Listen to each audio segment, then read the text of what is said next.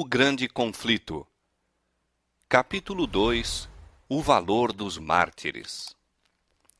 Quando Jesus revelou a seus discípulos a sorte de Jerusalém e as cenas do segundo advento, predisse também a experiência de seu povo desde o tempo em que deveria ser tirado dentre eles até a sua volta em poder e glória para o seu libertamento.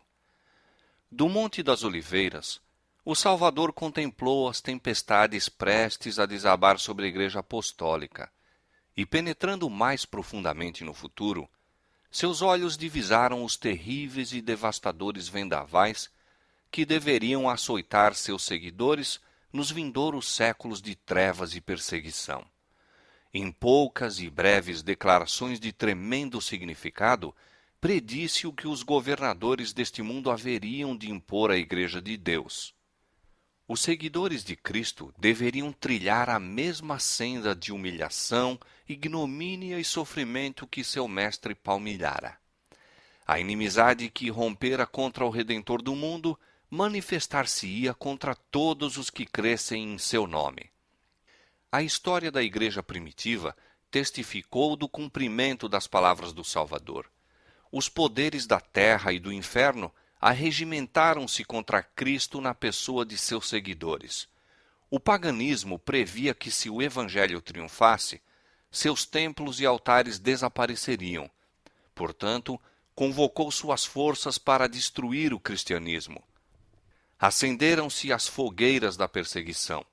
Os cristãos eram despojados de suas posses e expulsos de suas casas. Suportaram grande combate de aflições, experimentaram escárnios e açoites e até cadeias e prisões. Grande número deles selaram seu testemunho com o próprio sangue. Nobres e escravos, ricos e pobres, doutos e ignorantes, foram de igual modo mortos sem misericórdia. Estas perseguições, iniciadas sob o governo de Nero, aproximadamente ao tempo do martírio de Paulo, continuaram com maior ou menor fúria durante séculos.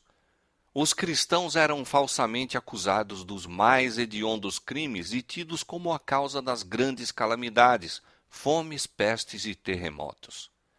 Tornando-se eles objeto do ódio e suspeita popular, prontificaram-se denunciantes, por amor ao ganho, a trair os inocentes. Eram condenados como rebeldes ao império, como inimigos da religião e peste da sociedade. Grande número deles eram lançados às feras ou queimados vivos nos anfiteatros.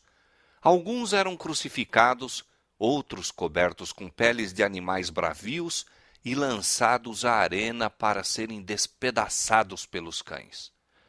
De seu sofrimento muitas vezes se fazia a principal diversão nas festas públicas.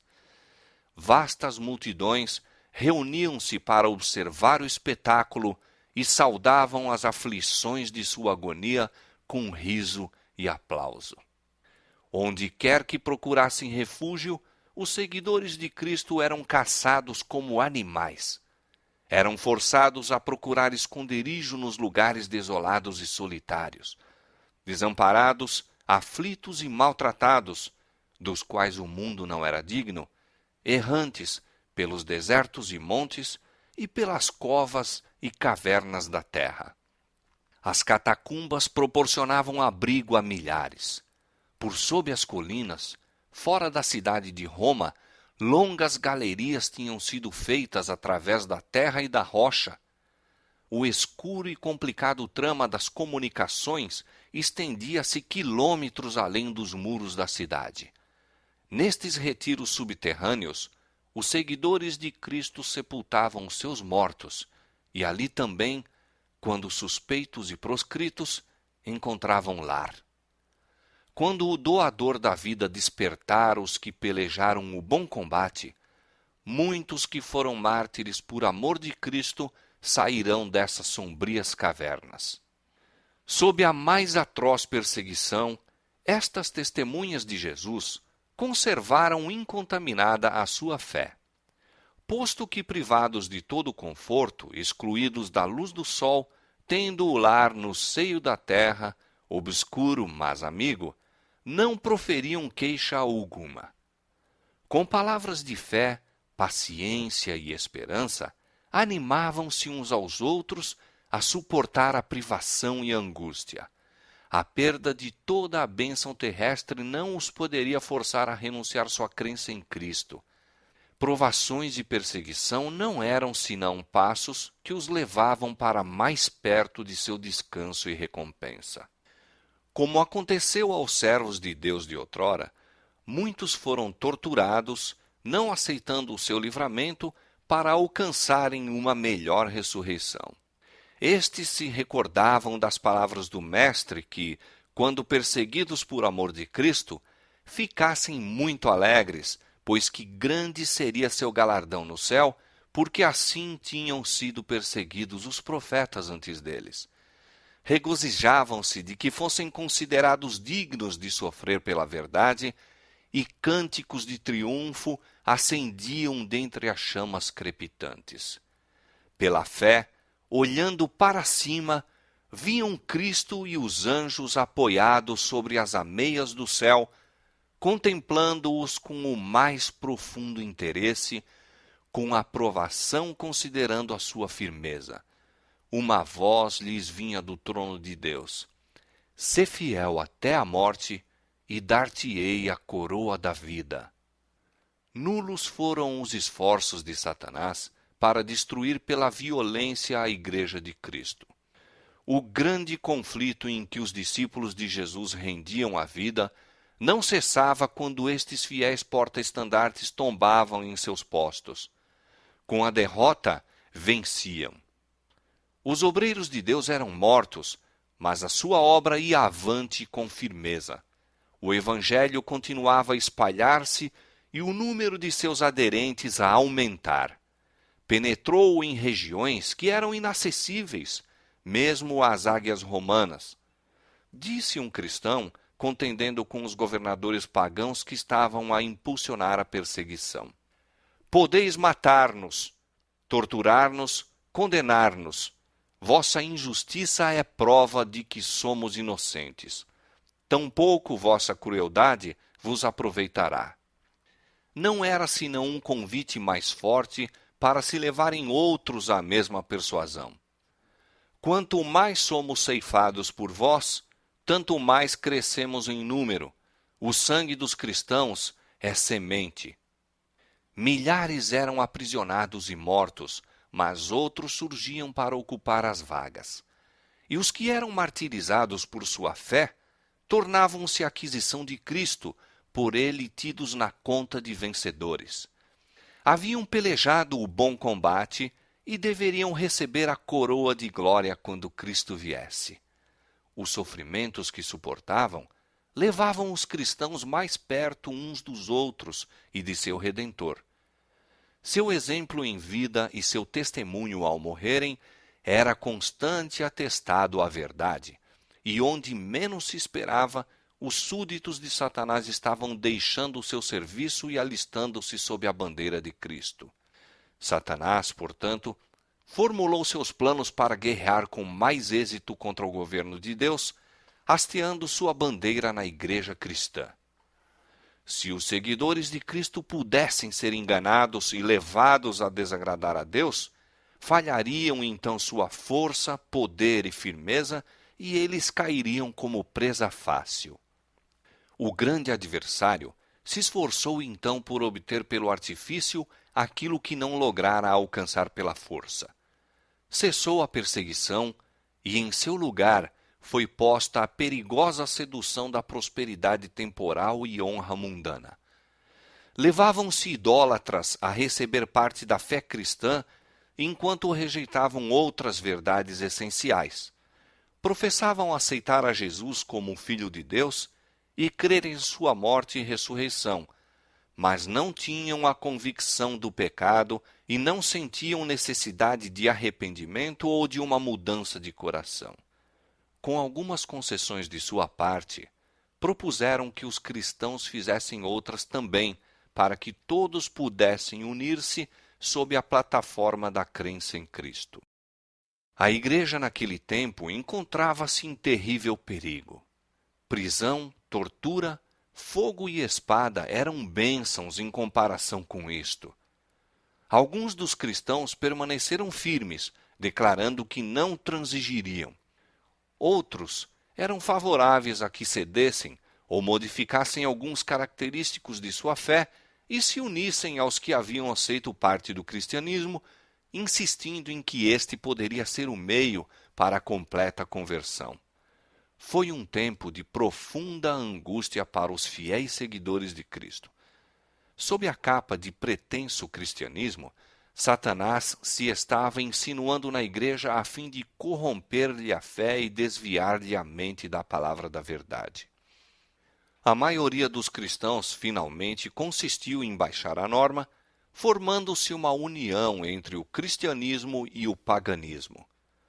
Posto que os adoradores de ídolos professassem estar convertidos e unidos à igreja, apegavam-se ainda à idolatria, mudando apenas os objetos de culto pelas imagens de Jesus e mesmo de Maria e dos santos.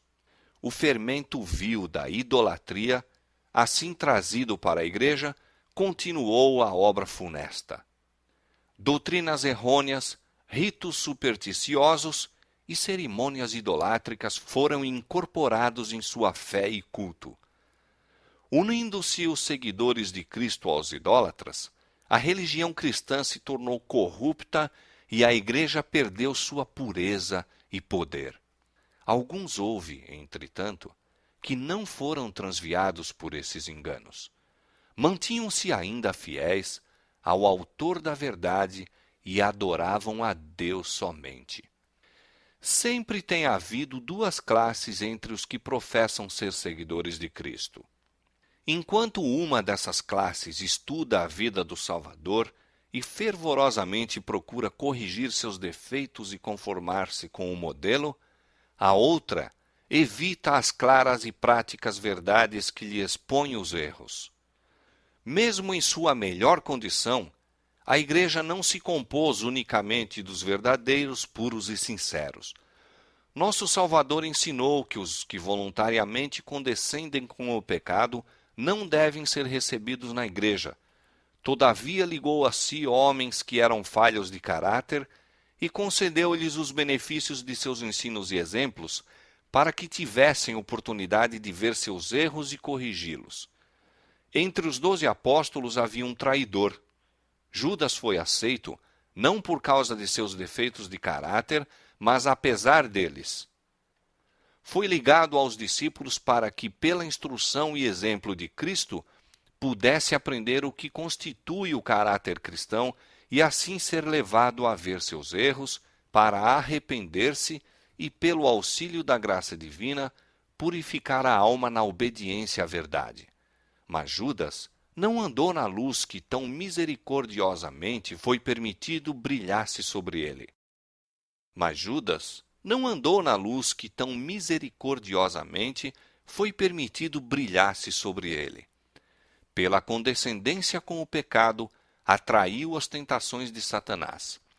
Seus maus traços de caráter se tornaram predominantes.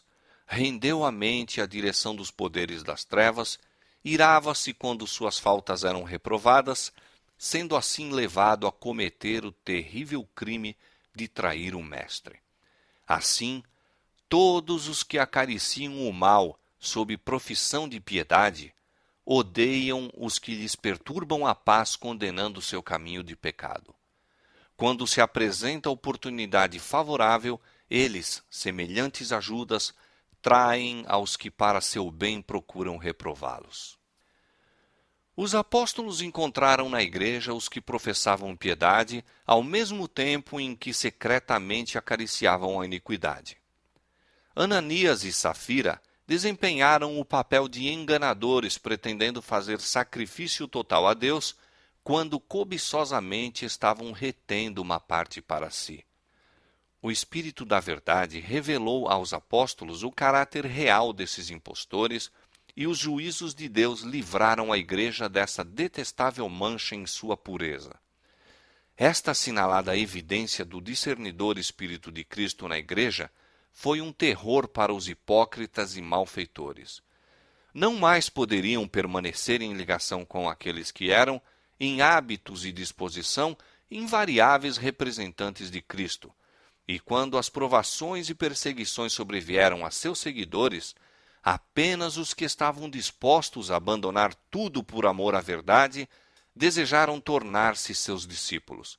Assim, enquanto durou a perseguição, a igreja permaneceu comparativamente pura, mas cessando aquela, acrescentaram-se conversos que eram menos sinceros e devotados, e abriu-se o caminho para Satanás tomar pé.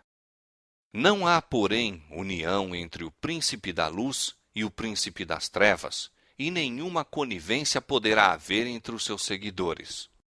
Quando os cristãos consentiram em unir-se àqueles que não eram senão meio convertidos do paganismo, enveredaram por caminho que levaria mais e mais longe da verdade.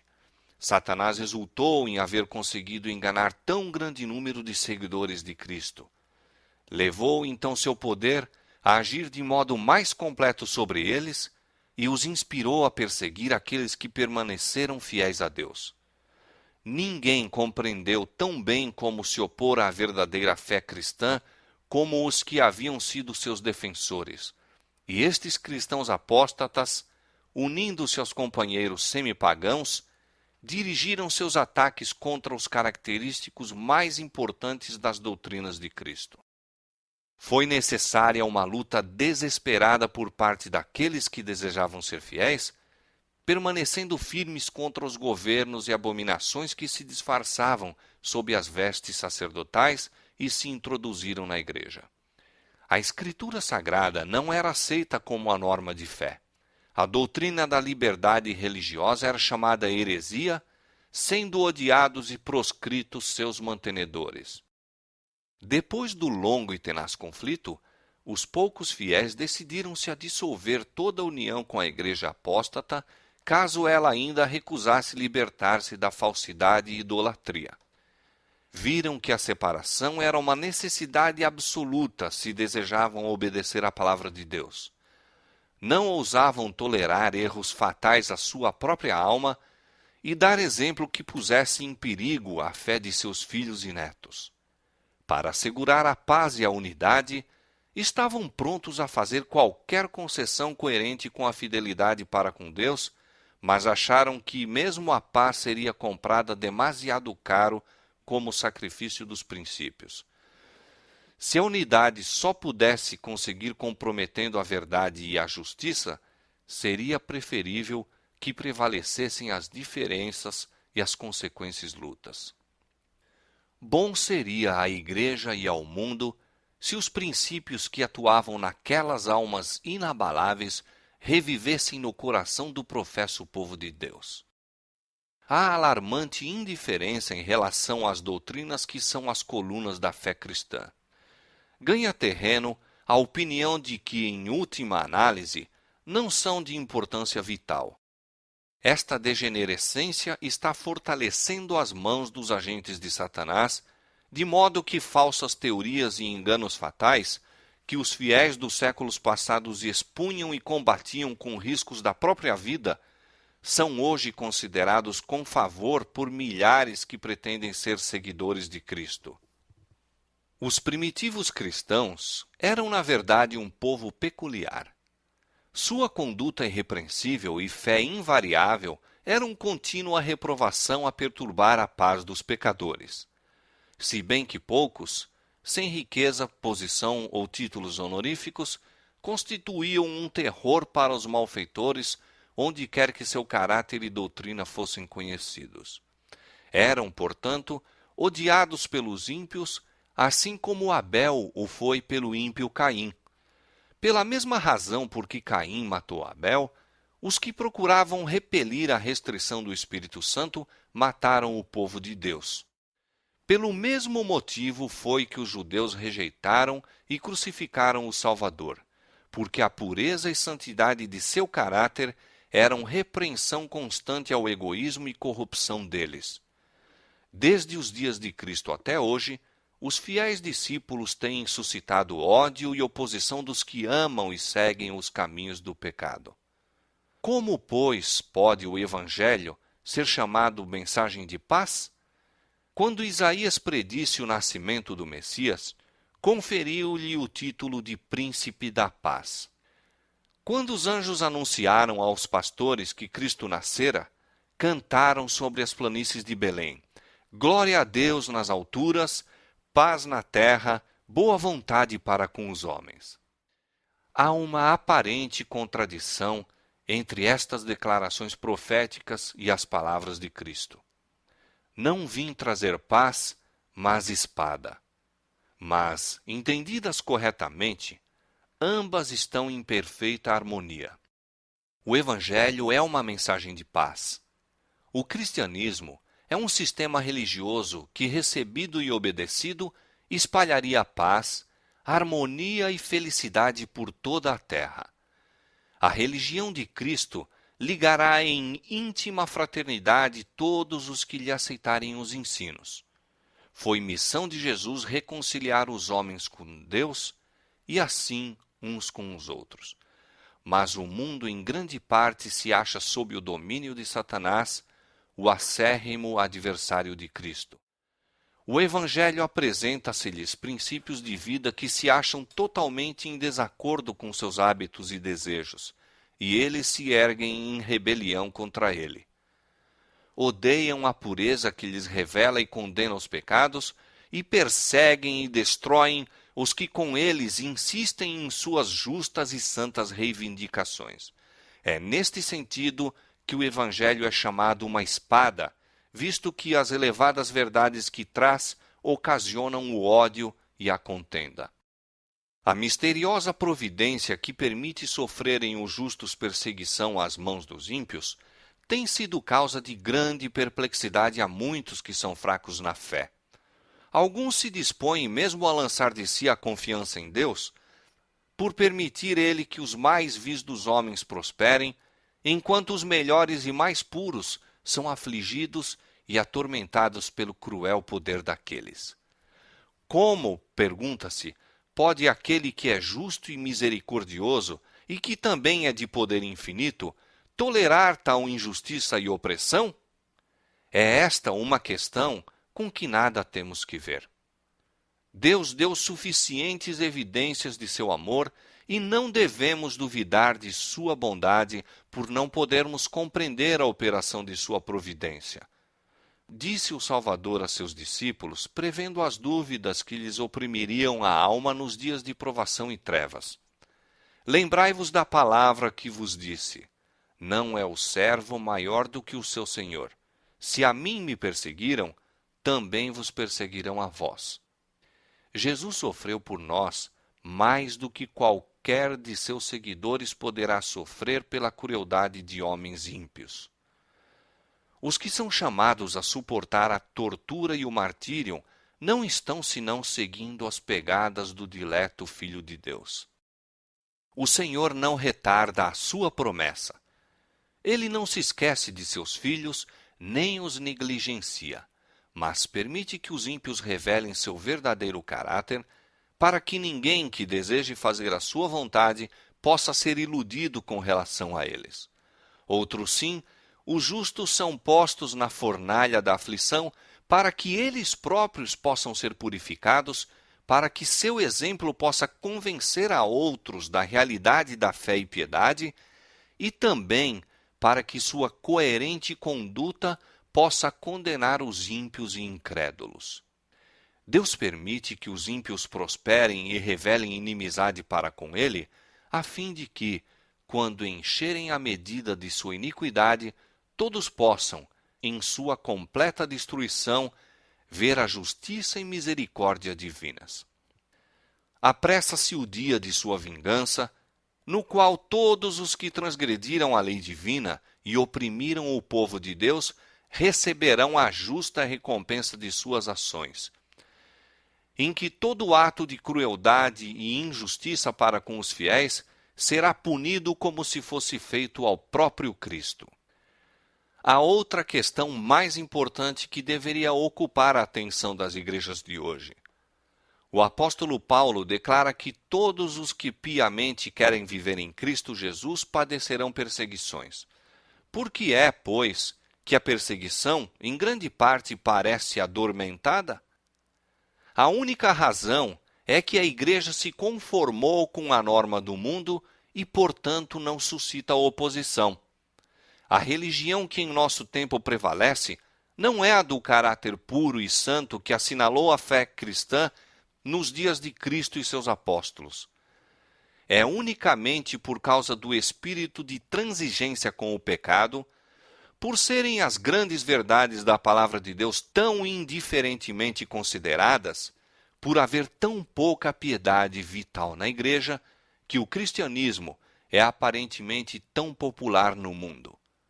Haja um reavivamento da fé e poder da igreja primitiva, e o espírito de opressão reviverá, reacendendo-se as fogueiras da perseguição.